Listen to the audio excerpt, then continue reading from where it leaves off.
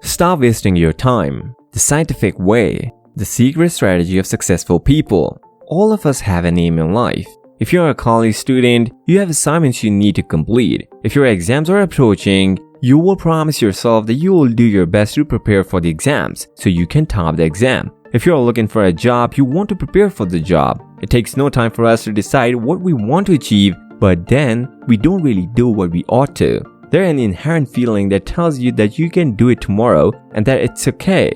If you relax for a while on Instagram, scrolling through the feed, or watching comedy videos on YouTube, while we put off things for tomorrow, we end up wasting time today, and that tomorrow never arrives. There's a word for it: procrastination. But why do humans procrastinate? Hey viewers, welcome back to Finance Insights, and in today's video, let's try to understand why most of us waste our time. From a scientific perspective, let's understand the psychology behind procrastination and find the real solution to it. And friends, this is not a usual motivational video because believe it or not, motivation is a short-lived phenomenon. If you feel motivated after watching a video and start working powered with that motivation, you will work well for the next few hours. At most, you will be motivated for the next 2 or 3 days. But then the motivation would come crashing down and you stop working. Here, we use science to go deep into the root cause of procrastination. Dr. Piers Steele is one of the leading researchers in the world on the science of motivation and procrastination. He has been studying this science for over 10 years. He believes that procrastination isn't a problem that is seen exclusively in this era. It has existed for ages. According to Dr. Steele, in the last 40 years, there has been 300 to 400% growth in chronic procrastination. Today, half of the population in the world procrastinate. But why do we even do so? Think about the things you procrastinate doing when you have to prepare for an exam or for a job interview. You procrastinate. But have you ever procrastinated while scrolling on Instagram or watching a comedy video on YouTube?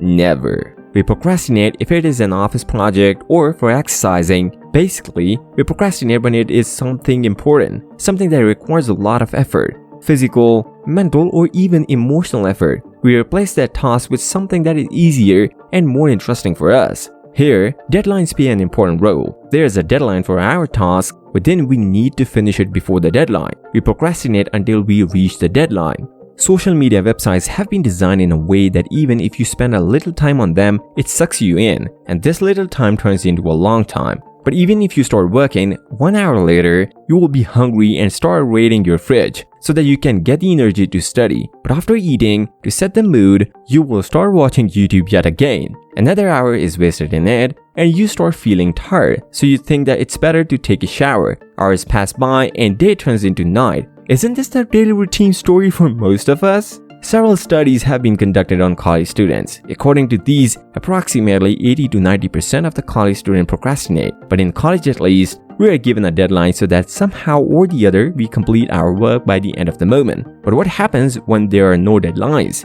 In such cases, the procrastination may continue infinitely. Wasting time in college meant that you don't get good grades, but procrastinating later in life would mean that your life may be full of regrets. To procrastinate on fitness and exercising means you'll be eventually gain weight. Nothing major. If you start eating healthy and start exercising, you can lose weight once again. But if you continue procrastinating for years, one day it will come as a shock that you have diabetes, or you'll be told that you need to put a stent in your heart. Some people don't even get this chance. They get sudden heart stroke and lose their lives. Apart from this, the consequences of procrastinating on emotional stuff are severe. When you cannot achieve your dreams, it brings in stress, anxiety, and depression as well. Another feeling that accompanies procrastination is guilt. If you aren't happy with procrastination, then why do we even do it? Let's decode this strange thing now. Scientists have come up with the 4 theories for it. The first is the expectancy theory, given by Victor Harold Broom in 1964. According to this theory, the motivation of a person to do a task depends upon the expectations of the person with the result. If the chances of achieving the result of the task are low, the motivation to do the task will also be low. There is a direct relation between the level of motivation to the expectancy of the result. Remember this. Now the second theory is the need theory, coined in the 1960s by famous psychologist David McClelland. This theory says that there are 3 types of needs of people: affiliations or social connections, power, or your psychological needs. The third theory is cumulative prospect theory. This was coined in 1992 by Amos Tversky and Daniel Kahneman. This theory talks of mainly 2 things. First is loss aversion. It means that if you will face a profit or a loss at the same magnitude, it will be significant for you and you derive motivation from it. Loss of particular magnitude weighs more heavily than a gain of the same magnitude. If I tell you to do something in order to secure a promotion, or if I tell you to do something or else you will be fired from your job, in which case will you be motivated more? Most people think that it's okay whether they get something extra or not. They shouldn't suffer any losses. They don't want to lose what they have. The second thing that this theory talks about is that when we are talking about gains and losses, it is all relative. The reference point is different for different people. If a person living in a slum and working diligently to prepare for a job interview, if he gets the job, it will improve his life. On the other hand, another person who is the child of a landlord, living comfortably and not lacking money, is preparing for the same job interview. And if he gets the job, it wouldn't make much difference to his life. Think about it, of these two, who will feel more motivated? Now let's see the fourth and the last theory, hyperbolic discounting theory. It basically means that the reward that we can get immediately, we'll want to work for those rewards as compared to the rewards that we can get after some time. Who can guarantee the future? You need to hold on to the things that you have now. In contrast to this, you have heard statements like, don't be short-sighted, look at the larger picture, have a vision, think of the future. Thinking about the long term is good, but we are more motivated when we work on something that guarantees instant gratification. So friends, these four theories have been combined in 2006 to form a meta-theory by Dr. Peter Steele and Dr. Cornelius J. Koenig. This combined theory was named the temporal motivation theory. According to this combined theory, your motivation to do a task will not come from watching a motivational video. You will get the motivation to work when your personal needs matches the work and the reward of the work.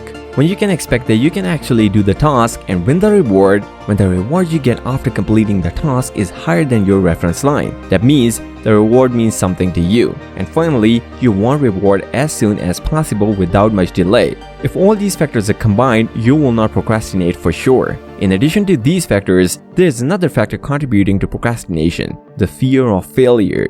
We are scared of failing, that's why we procrastinate. If we set aside the other factors, some people are still not motivated to work because they are scared that they will fail in the task. So they put aside the job and start doing something else. So what's the conclusion of all of this? What is the solution to procrastination? How do we stop procrastination? These theories explain it. All of these can cause procrastination. Sometimes it's low expectations, mismatched needs, or the fear of failure. Once you understand these causes, you can use them to discover why you procrastinate. Then create a solution. Empty your mind and grab pen and paper. Consider why you are putting off work. Write down the cause. Identifying the problem is half the remedy.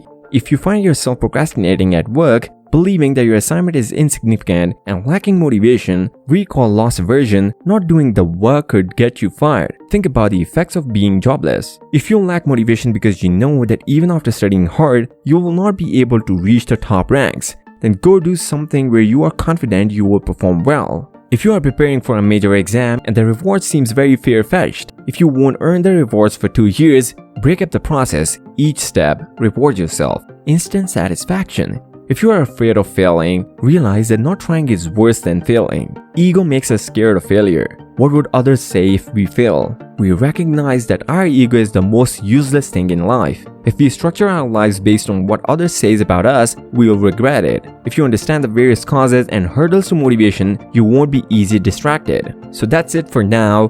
Hope this video should help you manage your time and reach your goals. If you have anything to say, feel free to remark below. The comment box is free, as is our subscribe button. Please hit the bell icon to be notified of new videos. Thanks for watching.